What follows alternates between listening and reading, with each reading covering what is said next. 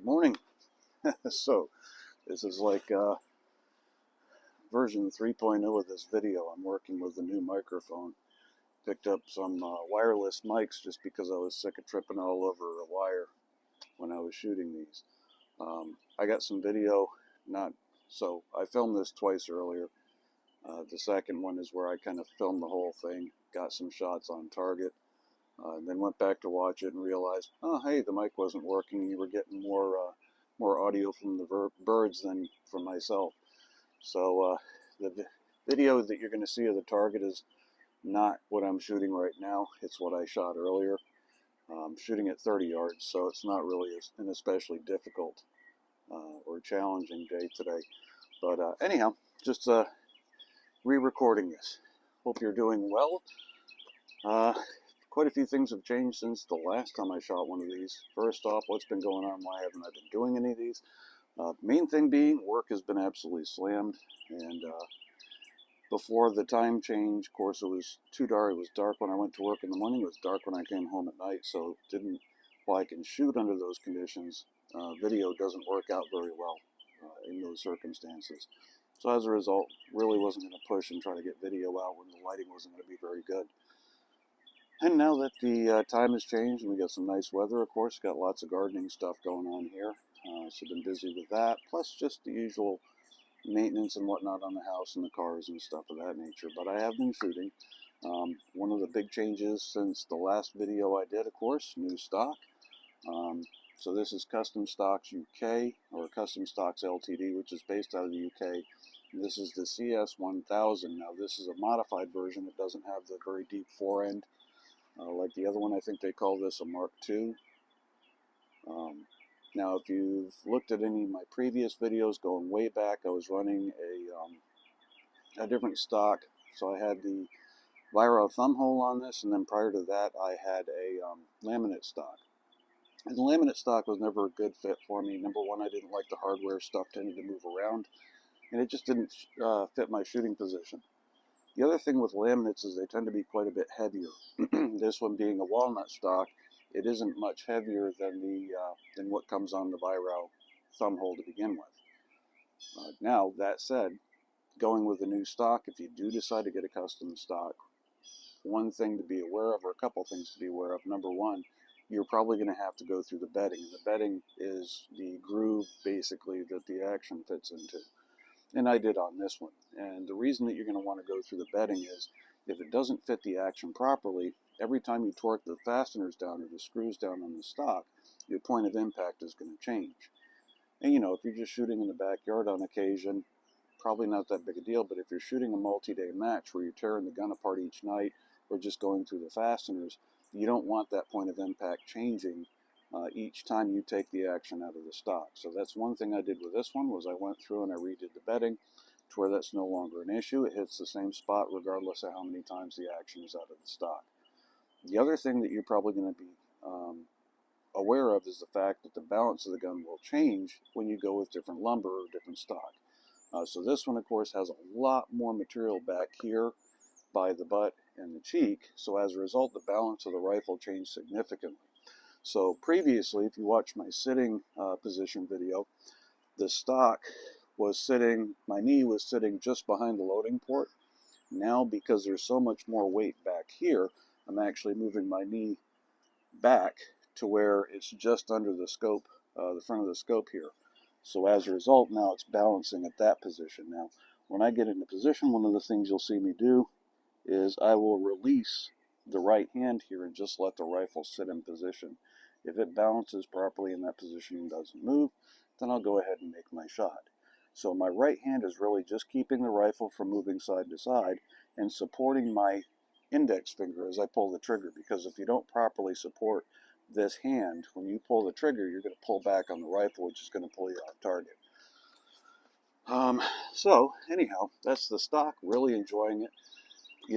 Great bang for the buck, these guys. I would not hesitate to use them again. And again, I like the walnut because it's not all that heavy compared to a laminate. What else is going on? I've got a different spring in here. The spring that I've been running has been through two actions. It was an original Viro HW97 spring that had been cut down. and finished, along with custom guides. And I was shooting right around 775 feet per second, 770, 775 for the most part. 2 months ago, it started dropping velocity, something fierce. It was about an inch or two low at about 30 yards. So I went ahead and picked up a new spring from ARH, which is Jim McCary. And this is the UK soft spring. And putting that in, again, I went with his guides this time because I was feeling kind of lazy. And while I'm happy with the spring, I'm not thrilled with the guides. But installing it with no preload or anything like that, I was shooting about 805, 810 feet per second with 8.4 grain pellets, which is too fast. So I did a little work on this spring and a little bit of work on the guides. Still not thrilled with it, but I've got a big match coming up in May, and right now I really need to be shooting the gun, not monkeying with it. So I'm just going to leave it as is for a little bit, even though I'm not quite thrilled with it. But like I said, spring's great. Right now it's hitting right about 775, 780. So that's good. It doesn't seem to be especially temperature sensitive, so that's important. The main matches tend to be cool in the morning and then warm midday, like 70, 80 degrees Fahrenheit. So avoiding temperature sensitivity is important. So yeah, let me take the shot real quick. I got the gun loaded, might as well do so.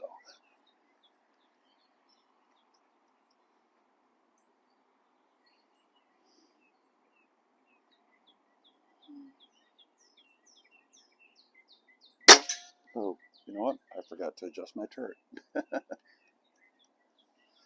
My head is up my butt this morning. What else is going on? I've done a lot of work on air guns lately. I just picked up a Daisy 717. It's a 1980 to 1981 model, and I've wanted one of those for the longest time. I finally found one that was at a price I was willing to pay.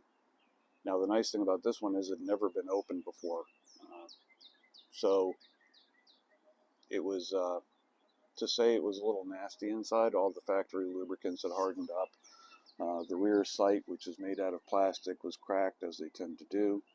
All original seals, so of course I went through it, resealed it, replaced all the lubricants, cleaned out the old stuff, and fixed the rear sight. And nice shooting little gun, really cool.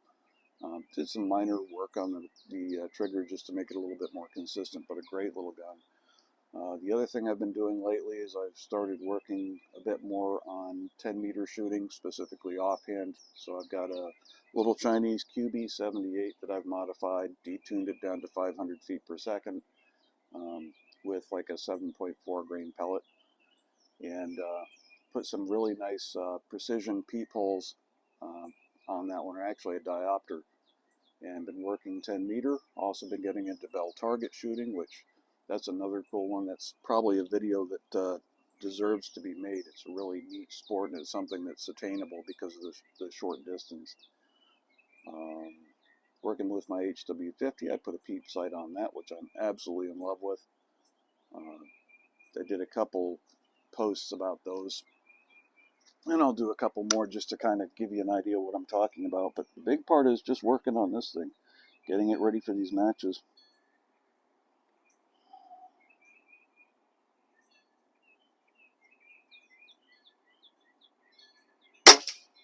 That's better. Helps if you throw clicks at it. So yeah, anyhow, so I've been shooting local matches here lately, and outside of that one where the spring let go, been doing really well. Been shooting better this season than I have in the past. Some of it's the stock, with the Viro thumb hole. Because of the position I'm using in sitting, my cheek wasn't touching the stock. It was hovering probably about an inch, inch and a half above it, which gave me some consistency issues. Although that said, I did pretty well with it. So I will say the stock is partially responsible for that, but a lot of it's just me practicing and learning what works and what doesn't. But yeah, much better season than last year. Got one more local match, and then I've got the PHA match in May.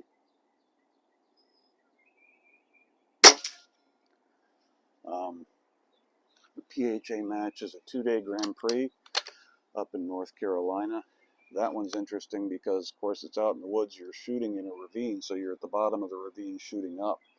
So a lot of work on your abs. You also have to make sure that your position's on point. You know, shooting on level ground is one thing. Shooting like that where you're pointing up, and of course the wind traveling through that ravine is interesting too.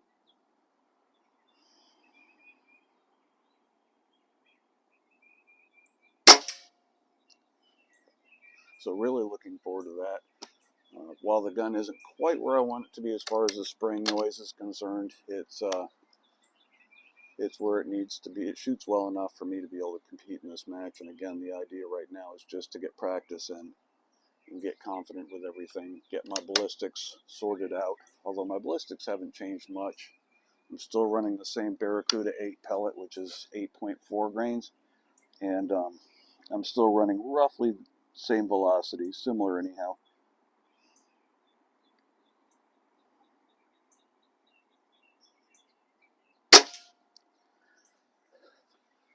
Previous couple matches, we had some really good wind, up around 20-mile-an-hour gusts with a pretty constant 10-mile-an-hour. So I got a good chance to work on reading the wind and holding for that. Did really well. I think I shot like 70%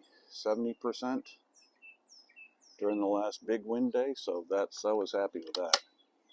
That was an accomplishment given the distances and the strength of that wind. Amy's doing well. She's still shooting her HW97. Really hasn't changed anything there.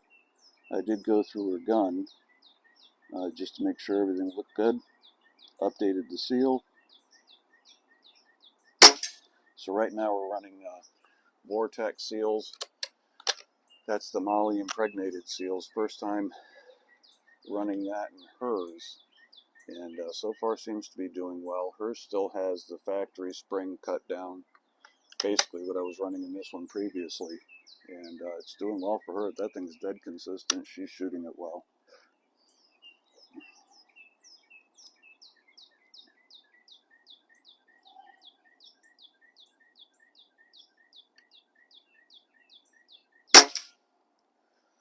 But yeah, things are going well. Just busy, busy, busy.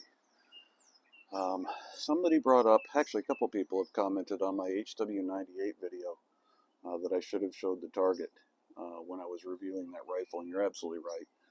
The problem I ran into in that particular case was it was one of those spur of the moment things where I just had a couple extra minutes between tasks around here and thought it would be interesting to show off the rifle because I really hadn't monkeyed with them outside of this one, not much anyhow. But yeah, I kind of agree. I wish I'd gotten some target videos, but it didn't work out that way. That said, I will say, you know, at the end of the day, the point of this channel has never been to sell you on anything or to impress you with anything. I started recording videos of me shooting just so I could work on my position, to look at what the muzzle was doing when I took a shot, to look at my position and make sure that I didn't have any bad habits, stuff like that. So it was really a training aid more than anything. I started posting videos because I'm trying to get more people involved in the sport of field target. As I've gotten older and I'm not raising kids anymore, I've got a little bit more disposable income than I used to. I'm starting to get into more competitions and things of that nature that I haven't done since I was much, much younger, like 20s. And what I'm finding is as I get into these competitions, it tends to be people roughly my age or older. Because again, they have time. They're not raising kids. They have the disposable income to do it. And the problem is when you run into that in any activity, any sport, eventually that's going to die off, or it's not going to grow as it should. So the purpose behind sharing videos like this is to get people into the hobby, get people into shooting air guns, get people shooting field target. Show you the lessons that I've learned the hard way and hopefully save you some time. When I first started field target shooting, which is just a little over 2 years ago, my first couple outings were with a Gammo CFX, which was definitely not the best rifle I'm using, but it's what I had. And I had perhaps the worst possible scope I could have chosen. But you got to start somewhere. So, like I said, the idea of these videos is not to sell you on anything or to impress you or anything like that. It's to get more people interested in air guns and get more people interested in competing, whether that's 10-meter air gun, or that's field target shooting, or hunter class shooting, or whatever.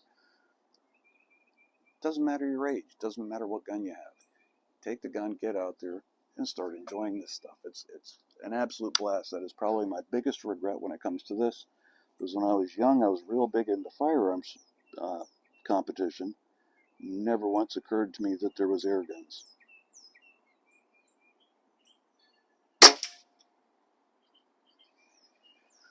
So, anywho, that's enough of me rambling for the morning. Like I said, the video of the shots hitting target, that was not from this shooting session, that was from earlier. But it's the same distance, it's 30 yards. The larger target is a 1-inch kill zone, the smaller target is a 3/4 inch kill zone. Did well enough on them. I think I missed one shot in that session, and just shooting here with you, I think I missed one shot. Just BSing anyhow, so not that big a deal. Anyhow, hope you're all doing well, and I will try to put out some videos on some of these new guns and sights that I've been working with. Take care, guys. Catch you later.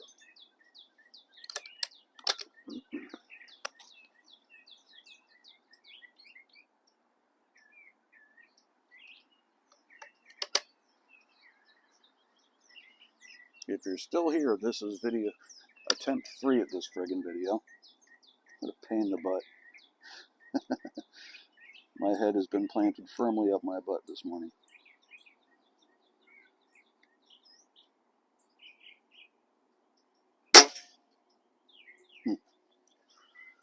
Oh, yeah. Need to grab some breakfast. Got the coffee shakes and haven't eaten anything. Oops.